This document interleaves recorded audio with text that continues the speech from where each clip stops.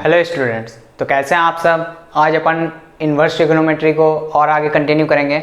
आज अपन डोमेन और रेंज पे बेस्ड क्वेश्चन को करेंगे और उसके बाद थोड़े ग्राफ के बारे में बात करेंगे। ठीक है, पिछले लेक्चर में हमने ग्राफ ऑफ आईटीएफ देख लिया था। वो सिंपल ग्राफ थे, उसमें कोई दिक्कत था नहीं। ठीक है, वो हमें याद रखने थे बस। ठीक है, तो अपन अभी डोमेन एंड रेंज पे क्वेश्चन करते हैं, उसके बाद आगे ग्राफ को देखेंगे। तो सबसे पहला हमारे पास है, बोला गया है कि डोमेन और रेंज निकालना है, फाइंड करना है। ठीक है, फंक्शन दिया गया है y equal sign inverse of greatest integer function of x। ठीक है, तो हमें इसका डोमेन और रेंज फाइंड करना है। क्लियर है।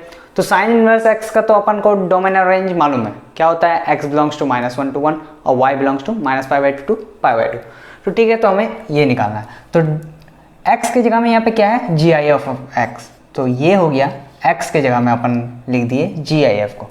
ठीक है, तो ये हो गया 1 से -1 तक। ठीक है, क्योंकि x जो होता है वो -1 to 1 होता है, लेकिन x की जगह में यहाँ GIF है तो इसे -1 to 1 कर दिए। क्लियर है। तो अब ये जो GIF है वो सिर्फ कौन सी वैल्यू देती है, सिर्फ इंटीजर वैल्यू देती है। यहाँ पे इक्वलिटी होल्ड करेगी क्योंकि 1 और -1 इंक्लूडेड रहते हैं। क्लियर है। तो अब GIF जो बोला गया है, GIF ऑफ x वो -1 से 1 में रहना चाहिए, और ये GIF जो है वो सिर्फ इंटीजर वैल्यू कंटेन करती है। यानी कि कौन कौन से वैल्यू आ जाएंगे, -1, 0, 1। ठीक है, 3 वैल्यू आ रही है। यानी कि x हमें क्या रखना है ताकि जो GIF हो उसका वो -1, 0 और 1 आए। तो अपन x रखेंगे, x बिलोंग्स टू -1 to क्या होगा, 2 के इक्वल होगा। ठीक है, कैसे लिखा हमने, जब GIF होगा इक्वल होगा -1, 0 और 1 के, तो x किसके, x कहाँ पे बिलोंग करेगा, x -1 से 2 में बिलोंग करेगा। ठीक है, GIF वाले पार्ट में हमने अच्छे से बात की हुई है। ठीक है, तो हमारे पास क्या आ गया, जो डोमेन आ गया वो क्या आ गया, -1 to 2। क्लियर है, आ रही है बात समझ। तो हमें क्या निकालना है, रेंज फाइंड करना है। रेंज कैसे फाइंड करेंगे, तो रेंज फाइंड करने के लिए आप ध्यान से देखिए, जो GIF है वो -1 से 1, तो GIF की वैल्यू क्या क्या आ सकती है, -1 आ सकती है, 0 आ सकती है या फिर 1 आ सकती है। ठीक है, यही। ठीक है, -1 से 2 के बीच में आप कोई भी वैल्यू आप रख सकते हैं, तो यही 3 वैल्यू आएगी। तो बस अपन देख लेंगे -1 पे वैल्यू क्या आ रही है, 0 पे क्या आ रही है, 1 पे क्या आ रही है, वही हमारा रेंज हो जाएगा। तो y बिलोंग्स टू हो जाएगा हमारे पास, y बिलोंग्स टू क्या हो जाएगा, -1 पे क्या हो जाएगा, -1 रखेंगे तो -π/2। कैसे हुआ, sine inverse of -1 that is -π/2। Clear है। उसके बाद 0 रखें, साइन इनवर्स ऑफ 0 इज 0। ठीक है, और sine inverse of 1 that is π/2। तो ये 3 एलिमेंट जो है हमारे रेंज के अंदर आ जाएंगे। ठीक है, तो नेक्स्ट है हमारे पास y equals cos inverse of x² upon 1 + x²। Same question उसी तरीके से यहाँ पे कॉस इनवर्स आ गया। ठीक है, तो आ गया, कोई दिक्कत नहीं है। तो क्या होना चाहिए, x² अपॉन 1 + x², -1 से 1 के बीच में होना चाहिए। आ रही बात समझे। ठीक है, तो आप ध्यान दें, x² अपॉन 1 + x², ये हमेशा एक पॉजिटिव क्वांटिटी है। कैसे पॉजिटिव क्वांटिटी है, देखें, x² अपॉन 1 + x²। ठीक है, यहाँ पे x की कोई भी वैल्यू रखें, positive, negative, any real value. ठीक है, कोई भी रियल वैल्यू रखें तो ये हमेशा पॉजिटिव क्वांटिटी देगा, पॉजिटिव क्वांटिटी देगा। और इसका रेंज भी अपन बता सकते हैं। कैसे बता सकते हैं, यहाँ पे इसको +1 और -1 कर देंगे। आप तो देख के भी बता सकते हैं, वैसे हम थोड़ा बता दे रहे हैं। तो ये +1 -1 किया तो ये हो जाएगा 1 - 1 अपॉन 1 + x²। आ रही बात समझ। और क्वाड्रेटिक इक्वेशन का रेंज निकालना हमें आता है। ठीक है, यहाँ से हम मिनिमम और मैक्सिमम वैल्यू फाइंड कर लेंगे 1 + x² का, वही हमारा यहाँ से फिर पूरे का जो है रेंज पता चल जाएगा। ठीक है, तो 1 + x², 1 x² जो हमारा होता है वो ग्रेटर देन और इक्वल टू 0 होता है। तो 1 + x² किसके होगा, 1 के ग्रेटर देन और इक्वल टू होगा। आ रही बात समझे। तो 1 + x² हो गया ग्रेटर देन और इक्वल टू 1। कुछ नहीं किया है, 1 को ऐड किया है दोनों तरफ। ठीक है, तो अपन 1 से इन्फिनिटी हो गया, इसकी जो वैल्यू है 1 से इन्फिनिटी है। तो अब यहाँ पे 1 रखेंगे तो ये टोटल जो वैल्यू है वो 0 आएगा एक बार, और एक बार इन्फाइनाइट रखेंगे तो 1 आएगा। तो आप यहाँ से देख सकते हैं कि जो हमारा जो आंसर है, मतलब जो वैल्यू है इसकी x² अपॉन 1 + x² की, वो 0 से 1 के बीच में लाई कर रही है। अब पता करेंगे कि कहाँ पे क्लोज ब्रैकेट होगा, कहाँ पे ओपन ब्रैकेट होगा। तो 0 कब आया हमारा, जब 1 + x² को 1 रखें। ठीक है, तो ये तो इंक्लूडेड होगा। ठीक, और 1 कब आया, जब 1 + x² को इन्फिनिटी रखें, ओपन ब्रैकेट लगा दिया। इससे सपोज कर लेते हैं z equals 1x² upon 1 + x²। ठीक है, तो ये हमारा जो z बिलोंग्स टू आ गया 0 to 1। क्लियर है। और 0 to 1 क्या, कॉस इनवर्स x के रेंज डोमेन में है, हाँ है, -1 से 1 के बीच में लाई कर रहा है 0 से 1। आ रही बात समझे। तो हमें पता चल गया z बिलोंग्स टू 0 to 1 है, तो अपन y बिलोंग्स टू भी बता देंगे। y बिलोंग्स टू क्या हो जाएगा, 0 रखेंगे तो कॉस इनवर्स 0 इज π/2, ठीक है, π/2 हो गया। और जो अगर 1 रखें तो क्या होगा, 1 रखें तो हो जाएगा 0, कॉस इनवर्स 1 इज 0, ठीक है। अब आप यहाँ पे बात करेंगे कि आपने 1 रखा तो 0 लिखा, 0 रखा तो π/2 लिखा, ठीक है। तो कॉस इनवर्स x जो है वो डिक्रीजिंग फंक्शन है, ठीक है, इसमें इन्वर्स हो जाता है। जैसे साइन में आप जो 0 पे लेते हैं तो वहाँ मिनिमम वैल्यू आती है, 1 पे लेते हैं तो मैक्सिमम वैल्यू आती है। तो नेक्स्ट क्वेश्चन है हमारे पास y equal sign inverse of 2x/1 + x², ठीक है। अब ये क्वेश्चन को ध्यान से देखें, यहाँ पे जो x की जगह में क्या रिप्लेस कर रहे हैं अपन, 2x/1 + x²। तो यहाँ पे अगर x को अगर कुछ सपोज कर लें तो ये क्या कोई फार्मूला बन रहा है क्या? अगर अपन x को यहाँ tan थीटा रखें तो 2 tan θ/1 + tan स्क्वायर थीटा किसके इक्वल होता है, वो किसके इक्वल होता है, sin 2 थीटा के इक्वल आता है, याद है इस बात, ठीक है। तो sin 2 थीटा हमारे फार्मूला में पता है, sin 2 theta equal 2 tan θ/1 + tan square theta, clear है। तो अपन यहाँ पे सपोज कर लेते हैं x को tan थीटा के इक्वल, ठीक है। तो ये हो गया sign inverse of 2 tan θ/1 + tan square theta. अब इसे क्या लिख देंगे अपन, साइन 2 थीटा के इक्वल लिख देंगे। तो sign inverse of sine 2 theta, clear है। तो अब साइन इनवर्स साइन 2 थीटा ये किसके इक्वल होगा, ये 2 थीटा के इक्वल होगा, आ रही है बात समझ में। अब फिर यहाँ से देखें तो थीटा किसके इक्वल है, थीटा यहाँ से देख लेंगे अपन, theta equals tan inverse of x, clear है। तो ये हो गया 2 tan इनवर्स ऑफ x। अब बस यहाँ से आप जो है डोमेन और रेंज बता सकते हैं। तो यहाँ पे y इक्वल्स हो गया हमारे पास 2 tan इनवर्स x, ठीक है। तो यहाँ पे x क्या होगा, x बिलोंग्स टू r होगा, क्योंकि tan इनवर्स x के लिए हमने देखा था डोमेन जो है बिलोंग्स टू r होता है, ठीक है। और रेंज की बात करें, रेंज क्या होता है tan थीटा के लिए, -π/2 to π/2, -π/2 और π/2 इंक्लूड नहीं रहते हैं, लेकिन यहाँ पे 2 tan इनवर्स x है तो कोई नहीं, y बिलोंग्स टू हो जाएगा माइनस ऑफ π to π।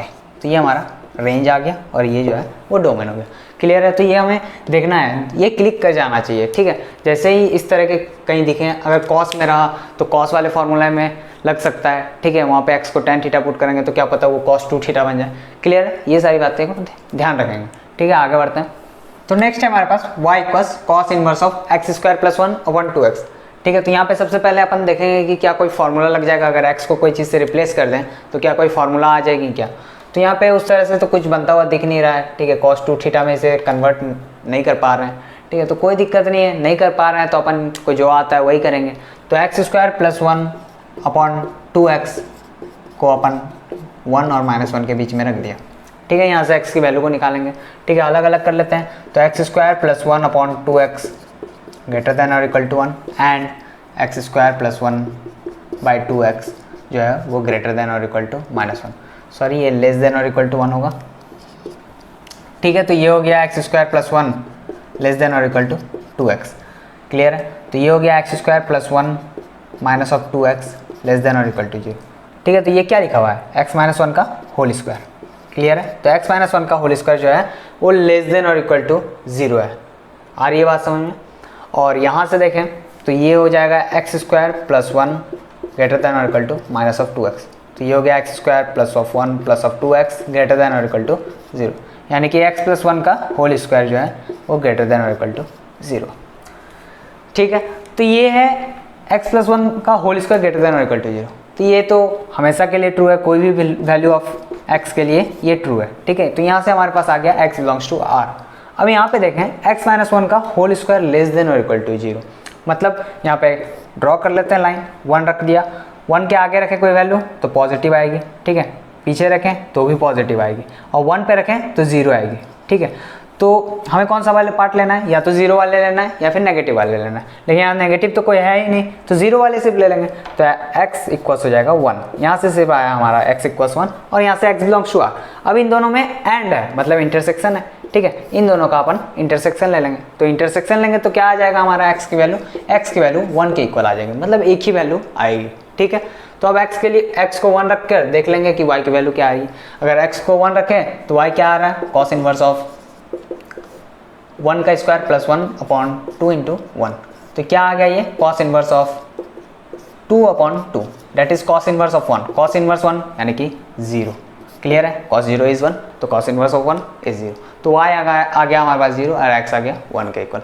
ठीक है, तो नेक्स्ट हमें कुछ इनइक्वलिटीज़ को सॉल्व करना है, छोटे छोटे हैं, ठीक है, देख लेते हैं। तो पहला है हमारे पास साइन इनवर्स x जो है π/6 से बड़ा होना चाहिए। ऐसा बोला गया है कि साइन इनवर्स x जो है π/6 से बड़ा हो, कौन सी वैल्यू ऑफ x के लिए ये होगा, ठीक है, ये फाइंड करना है। तो साइन इनवर्स x जो है बोला गया है कि π/6 से बड़ा हो, तो बड़ा कितना तक होगा, π/2 तक होता है, क्योंकि रेंज ही मैक्सिमम रेंज जो है वो π/2 होती है। ठीक है, रेंज की मैक्सिमम वैल्यू π/2 होती है। तो अपन इस तरीके से लिख लेंगे, जो साइन इनवर्स x है वो π/6 से तो बड़ा होगा लेकिन छोटा होगा π/2 से। ठीक है, इक्वलिटी होल्ड करेंगे, ठीक है, π/2 भी हो सकता है।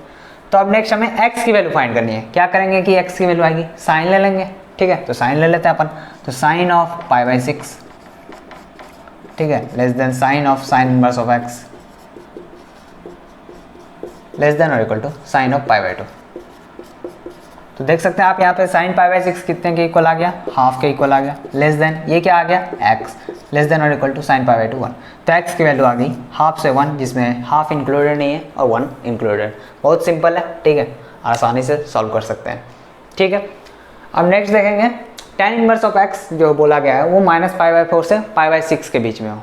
ठीक है, यहाँ पे हमें रेंज की कोई हेल्प नहीं चाहिए, यहाँ पे π/2 हमें खुद से सोचना हुआ था कि कितना आगे तक जाएगा, π/2 तक ही जाएगा। यहाँ पे बोला गया कि -π/4 से π/6 तक ही रहेगा। ठीक है, तो अब क्या करेंगे, tan ले लेंगे दोनों तरफ, तो tan of -π/4 less than tan of tan inverse x less than tan of π/6। Clear है, तो tan of -π/4 that is -1 less than tan of tan inverse x less than tan π/6, tan π/6 के इक्वल होता है 1/√3। तो आप यहाँ से देख सकते हैं जो x की वैल्यू आ गई वो -1 से 1/√3 आ गई। क्लियर है, अब यहाँ पे नेक्स्ट देखें, साइन इनवर्स x जो बोला गया है वो बड़ा होगा हाफ से, यानी कि 0.5 से बड़ा होगा। ठीक है, 0.5 से बड़ा होगा यानी कितना तक हो सकता है, π/2 तक हो सकता है, मैक्सिमम π/2 तक ही होगा साइन इनवर्स की वैल्यू। ठीक है, तो अपन वही करेंगे सेम जैसा यहाँ पे किया था। तो साइन इनवर्स ऑफ x जो है वो हाफ से तो बड़ा होगा लेकिन छोटा या इक्वल होगा π/2 से। बस अब साइन ले लेंगे, तो साइन ऑफ हाफ, ठीक है, less than sine of sine inverse x that is x that less than और इक्वल टू साइन ऑफ π/2 1।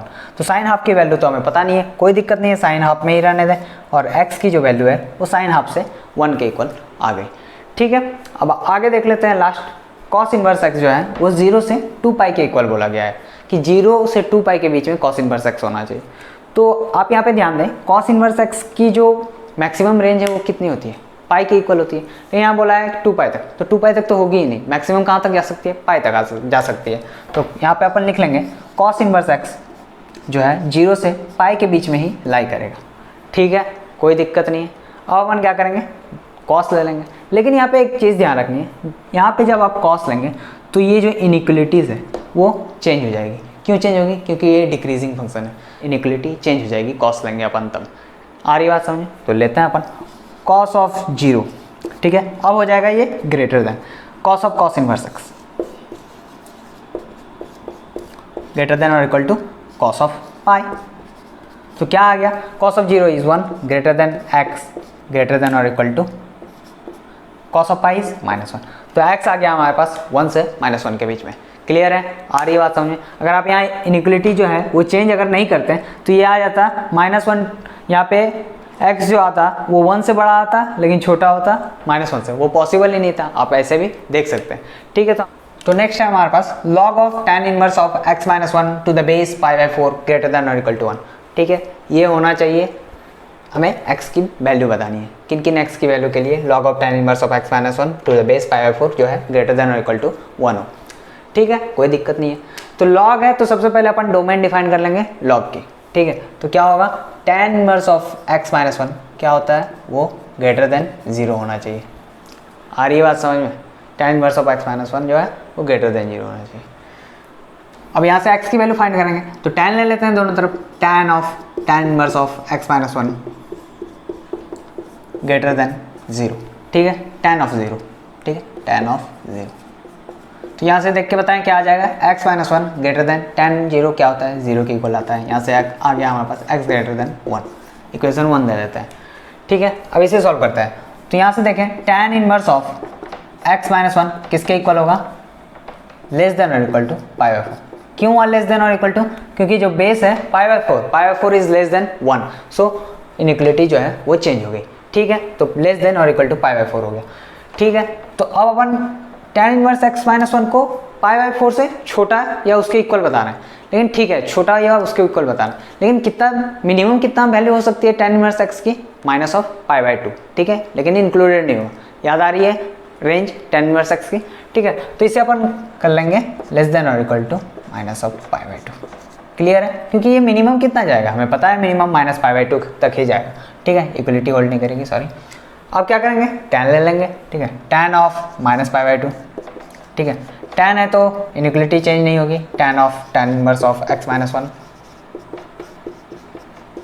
ठीक है, और ये लेस देन और equal to tan pi by 4।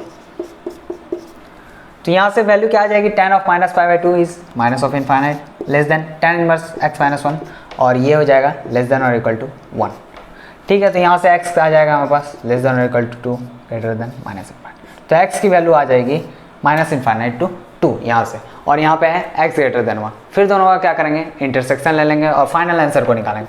तो ये 2 है कहीं, ये 1 है, तो 1 से बड़ा, ठीक है, और यहाँ पे माइनस इनफाइनाइट टू 2, ठीक है। तो इंटरसेक्शन लेंगे तो क्या आ रहा है, ओवरलैप वाला सेक्शन, तो x बिलोंग्स टू 1 to 2, जिसमें 1 और 2 दोनों इंक्लूडेड नहीं होगा। आ रही बात समझ में, बहुत आसानी से आप इस तरह के क्वेश्चन को सॉल्व कर सकते हैं। यहाँ पे ध्यान दें तो 2 इंक्लूडेड है, तो यहाँ हॉलो सर्किल होगा, ठीक है, यहाँ थोड़ी मिस्टेक हुई है, यहाँ 2 इंक्लूडेड होगा, तो यहाँ पे 2 पे जो है क्लोज ब्रैकेट आ जाएगा, क्लियर है, क्योंकि ये दोनों में आ रहा है, क्लियर। आगे बढ़ते हैं, तो नेक्स्ट हमारे पास है सेक इनवर्स x जो है वो पाई बाई 6 और 2 पाई बाई 3 के बीच में होना चाहिए, ठीक है। तो हमें x की वैल्यू बतानी है, तो आप ध्यान दें कि सेक इनवर्स x का जो हमारा रेंज होता है वो क्या होता है 0 to पाई, जिसमें पाई बाई 2 इंक्लूडेड नहीं होता है, लेकिन पाई बाई 6 से 2 पाई बाई 3 के बीच में पाई बाई 2 भी आएगा, ठीक है, लेकिन वो तो हमें लेना नहीं है, तो अपन इसे 2 टुकड़े में बांटेंगे।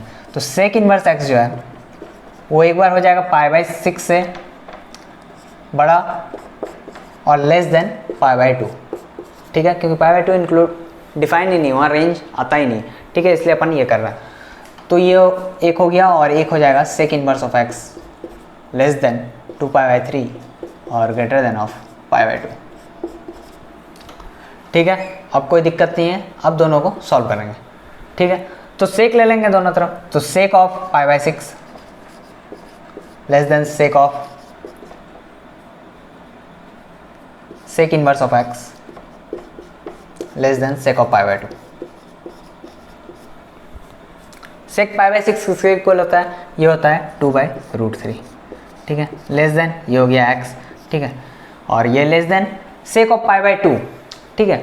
तो पाई बाई 6 से पाई बाई 2, ठीक है, यहाँ पे पाई बाई 2 तो से छोटा होगा, ठीक है, पाई बाई 2 से छोटा होगा, ठीक है। कौन सा क्वाड्रेंट, फर्स्ट क्वाड्रेंट, ठीक है, कोई दिक्कत नहीं, फर्स्ट क्वाड्रेंट में सारे पॉजिटिव होते हैं, ठीक है। तो pi by 2 sec of pi by 2 किसके इक्वल हो जाएगा, कॉस पाई बाई 2 होता है 0, यानी कि सेक पाई बाई 2 इनफाइनाइट, ठीक है। तो यहाँ से x की वैल्यू आ गई 2 बाई रूट 3 टू इनफाइनाइट, ठीक है। अब यहाँ से देख लेते हैं, यहाँ पे थोड़ी सी बात हमें ध्यान रखनी है सेक पाई बाई 2 में, जब यहाँ पे और यहाँ पे सॉल्व करेंगे तो देखते हैं। तो हम यहाँ पे भी सेक ले लेंगे, सेक ऑफ पाई बाई 2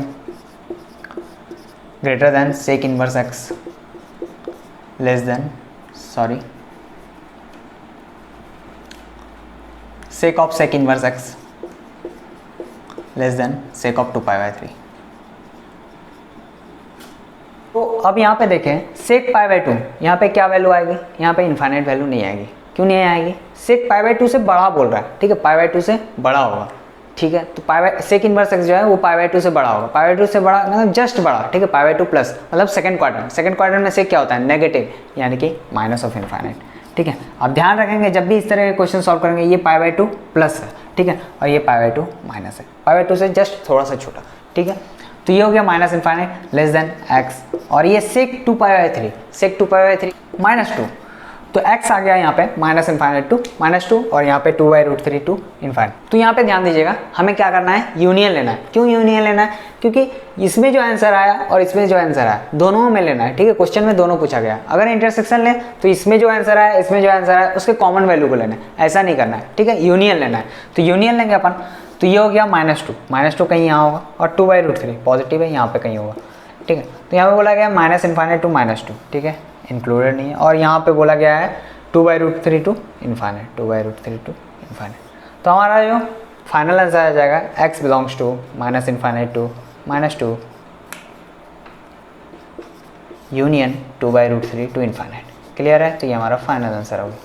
आगे बढ़ते हैं। तो नेक्स्ट हमारे पास है -π/4 less than cosec inverse x less than π/3, ठीक है। cosec इनवर्स x जो है वो -π/4 से π/3 के बीच में होना चाहिए, ठीक है। तो अपन cosec इनवर्स x की जो रेंज की बात करें वो क्या होता है -π/2 टू π/2, जिसमें दोनों इंक्लूडेड नहीं रहते हैं, -0 यानी कि 0 नहीं इंक्लूडेड होता है, ठीक है। -π/2 टू π/2 होता है रेंज, और जिसमें 0 इंक्लूडेड नहीं होता है। तो अपन यहाँ पे इसके बीच में, तो ये इंटरवल में तो बीच में 0 आएगा, तो फिर इसी को भी हम लोग पार्ट में करेंगे, ठीक है, जैसे पिछले क्वेश्चन को किया था। तो cosec inverse of x less then 0 और ग्रेटर देन -π/4, क्लियर है। और हो जाएगा cosec inverse of x less than π/3 greater than 0, ठीक है। यहाँ पे फिर से ध्यान रखेंगे ये 0 माइनस है और ये 0 प्लस है, ठीक है। ये पहले ही साइन दे देंगे ताकि गलती ना हो, ठीक। तो अब हम क्या करेंगे, cosec लेंगे दोनों तरफ, ठीक है। तो cosec ऑफ -π/4, cosec ऑफ -π/4, ध्यान रखें साइन, cosec और cot, सॉरी, तो ध्यान रखेंगे cos, cotec क्या, तो ये हो गया cosec of -π/4 greater than cosec of cosec inverse x, ठीक है, ग्रेटर देन cosec ऑफ 0, ठीक है। आप यहाँ पे बोलेंगे कि इनइक्वलिटी क्यों चेंज कर दी। ध्यान रखेंगे जब भी अपन